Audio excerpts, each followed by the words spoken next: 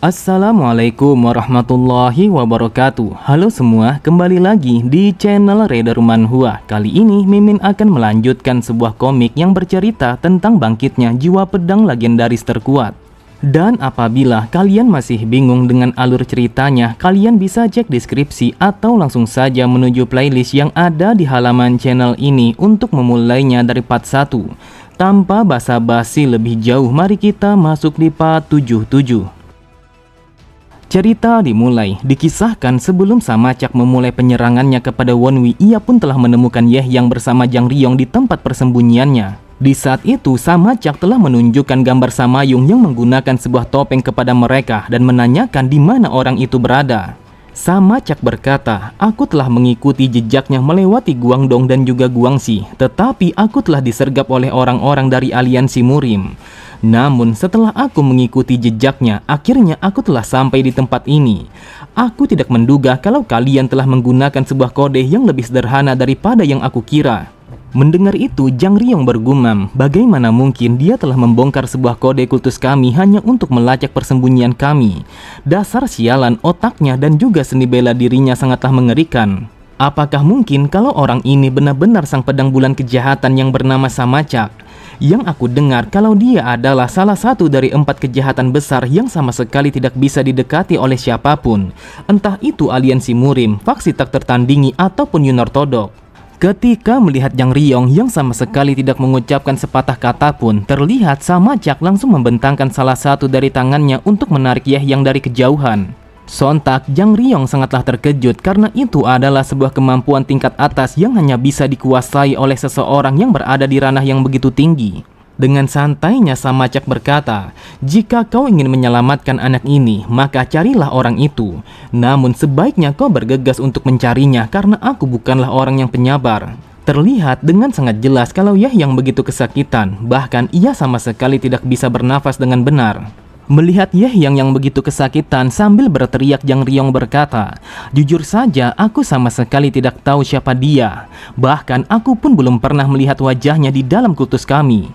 Mendengar perkataan Jang Ryong, Samacak berkata, apakah kau bisa menjamin untuk memastikan apakah itu memang benar ataukah tidak? Jang Ryong bergumam, apa yang sudah dilakukan oleh orang itu sampai-sampai salah satu dari 4 kejahatan besar bisa semarah ini.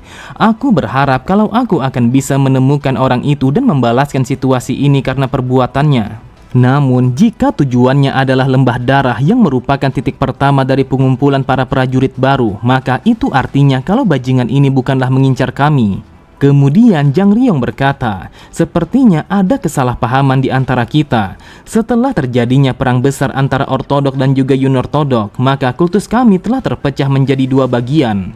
Jika kau telah menemukan jejak orang itu di lembah darah, maka yang sudah menyembunyikannya bukanlah kelompok kami.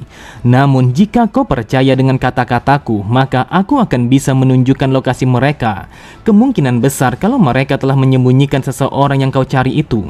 Lagi pula, untuk apa aku berbohong tentang sesuatu yang ada hubungannya dengan nyawa tuanku? Lagi pula, untuk apa aku berbohong tentang sesuatu yang ada hubungannya dengan nyawa tuanku? Jadi percayalah dengan apa yang aku katakan. Mendengar kesungguhan dari ucapan Jang Ryong, ia pun langsung melepaskan Yeh yang dari genggamannya. Lalu ia berkata, jika kau tidak ingin mati, maka katakan kepadaku di mana mereka bersembunyi. Sambil tersenyum tipis, Jang Ryong berkata, kau harus secepat mungkin untuk menemukan para bajingan itu. Mereka akan menangkap siapapun yang mereka anggap sangat berguna sebagai budak. Lalu mereka akan mencuci otak mereka untuk menjadi seorang prajurit yang sangat fanatik. Setelah mengatakan itu, Jang Ryong bergumam, aku bersyukur dengan adanya kejadian yang seperti ini, maka kami tidak perlu lagi bersusah payah untuk menghancurkan pasukan mereka. Meskipun mereka memiliki sang Evil yang merupakan seorang monster, akan tetapi aku begitu yakin kalau mereka tidak akan bisa untuk mengalahkan salah satu dari 4 kejahatan besar. Cerita kembali, Samacak berkata, ketika kau tidak sadarkan diri, aku pun telah memeriksa seluruh tubuh putriku dengan sangat teliti. Namun aku sama sekali tidak menemukan jejak apapun dari cacing darah ataupun pencucian otak. Sepertinya di dalam kebenaran dari perkataan bajingan itu, ia telah menyelipkan sebuah kebohongan agar aku melepaskan mereka. Mendengar itu, Wonwi bergumam, berdasarkan dengan ingatan kehidupan lamaku yang aku tahu kalau Samacak adalah seseorang yang sangat logis dan juga cerdas. Namun entah kenapa di saat ini dia cenderung melakukan sesuatu berdasarkan emosinya. Apakah mungkin kalau itu yang menyebabkan dia menjadi salah satu dari 4 kejahatan besar? Terlihat Wonwi begitu heran saat mendengar Samacak yang mengatakan kalau ia akan memberikannya kesempatan kedua. Bahkan ia juga mengatakan kalau Wonwi akan bebas untuk mengambil kesempatan itu ataukah tidak. Samacak kembali berkata, karena kau yang telah menolong putriku, maka aku akan memberikanmu kebebasan untuk memilih, entah itu kau mengambilnya ataupun mengabaikannya, semua itu berada di tanganmu. Namun, jika kau menolak kesempatan itu, maka kau sama sekali tidak akan pernah bisa untuk bertemu dengan putriku lagi. Dan juga kau harus bersumpah dengan nyawamu kalau kau tidak akan pernah lagi untuk menemuinya. Dan apabila kau melanggarnya, maka aku yang akan membunuhmu. Wonwi berpikir saat ini Samacak telah memberikan sebuah ujian kepadaku. Jika aku menyerah pada ujian itu, maka hal itu akan menunjukkan kalau aku jauh lebih peduli terhadap diriku sendiri daripada perasaanku kepadanya. Tepat di belakangnya, terlihat Samayung begitu cemas dengan apa yang akan dipilih oleh Wonwi. Meskipun ia berharap kalau Wonwi menerima penawaran itu, akan tetapi ia begitu khawatir dengan sebuah syarat yang akan diberikan oleh ayahnya. Di saat itu, Wonwi mencoba untuk berbisik kepada Samayung melalui bisikannya. Namun hal itu sama sekali tidak berguna karena Samayung tidak bisa mendengarnya. Di sampingnya, Iron berkata, Wonwi, ketika kau tidak sadarkan diri, monster itu telah menusukkan banyak jarum kepada pembuluh darahmu. Itulah sebabnya kau tidak bisa berbicara kepada Samayung. Wonwi berkata, apakah ini yang membuat tenaga dalamku sama sekali tidak berfungsi? Bahkan yang aku rasakan kalau tubuhku terasa kaku seperti seseorang yang sedang lumpuh. Kemudian Samacak bertanya kepada Wonwi untuk yang kedua kalinya, apakah ia akan mengambil kesempatan itu ataukah menolaknya. Dengan tatapan mata yang tajam, Wonwi berkata, wahai senior, bagaimana mungkin aku bisa menolaknya jika itu hanya akan membuatku menjadi jauh dari putrimu? Jadi aku akan mengambilnya meskipun aku harus mempertaruhkan nyawaku. Mendengar jawaban Wonwi, ia pun langsung melemparkan pandangannya kepada Samayung untuk melihat reaksinya. Di saat itu yang ia lihat kalau Samayung begitu terharu dengan apa yang dikatakan oleh Wonwi. Lalu Samacak berkata, karena kau telah menerima kesempatan itu, setidaknya aku mengetahui kalau kau adalah seseorang yang cukup bernyali. Beberapa saat kemudian, mereka pun telah sampai pada sebuah jembatan yang menggantung di atas sebuah jurang yang begitu dalam. Sambil memperhatikan ke arah bawah, Sodam berkata, apakah ini adalah tempat yang bisa dikatakan sebagai pintu masuk menuju neraka? Bahkan saking dalamnya lubang ini, sampai-sampai aku sama sekali tidak bisa melihat ke dasarnya. Kemudian Samacak berkata, Wonwi, apakah kau tahu kalau kita saat ini ada di mana? Mendengar pertanyaan itu, Wonwi pun mengatakan kalau ia tidak mengetahui karena ini adalah pertama kalinya ia mengunjungi lubang itu. Samacak kembali berkata, meskipun tempat ini sudah terlantar, tetapi dulunya tempat ini pernah disebut sebagai tempat suci oleh sebuah keluarga bela diri. Namun ketika keluarga itu telah runtuh, maka tempat ini telah dimanfaatkan oleh kekaisaran. Sekarang tempat ini telah digunakan sebagai penjara yang disebut sebagai lembah penyegel hutan. Yang aku tahu, kata hutan yang digunakan di dalam nama ini adalah sebuah istilah bagi dunia murim. Jadi dengan kata lain, kalau ini adalah sebuah tempat untuk memenjarakan para seniman bela diri. Tempat ini telah dibangun selama masa penindasan Sang Kaisar Emas terhadap dunia murim. Di masa itu, Sang Kaisar telah menjajah dunia murim dan memasukkan para seniman bela diri ke dalam tempat ini. Dan ini adalah sebuah tempat di mana kau tidak akan bisa melarikan diri tanpa bantuan orang luar. Wonwi berpikir, bukankah lembah penyegel hutan adalah salah satu dari 3 tempat terlarang yang tidak boleh untuk dikunjungi? Bahkan rumornya mengatakan tidak ada satu orang pun seniman bela diri yang bisa meninggalkan tempat ini hidup-hidup setelah dilemparkan ke dalam jurang ini. Sejak dari awal, tempat ini bukanlah sebuah penjara untuk menahan para tahanan hidup-hidup sama seperti yang biasanya. Akan tetapi, aku yakin siapapun yang dilempar ke dalam sini sudah pasti tidak akan selamat apabila ia tidak mempunyai kemampuan seni bela diri yang cukup tinggi. Samacak berkata, yang aku perhatikan kalau kau telah menguasai sebuah teknik pernafasan yang begitu unik. Jujur saja, aku tidak menyangka seseorang yang bahkan tidak mampu untuk menembus batasannya sendiri akan bisa melatih tenaga dalamnya sampai sejauh ini. Saat mendengar Wonwi yang bertanya apakah dia telah merasakan tenaga dalam dan juga dantiannya, Samacak kembali berkata, "Bagaimana mungkin aku tidak bisa merasakannya ketika kau telah melatih tenaga dalammu sampai sejauh ini? Kau bahkan belum menguasai saripati energimu dengan benar, akan tetapi kau sudah memiliki tenaga dalam yang sebesar itu.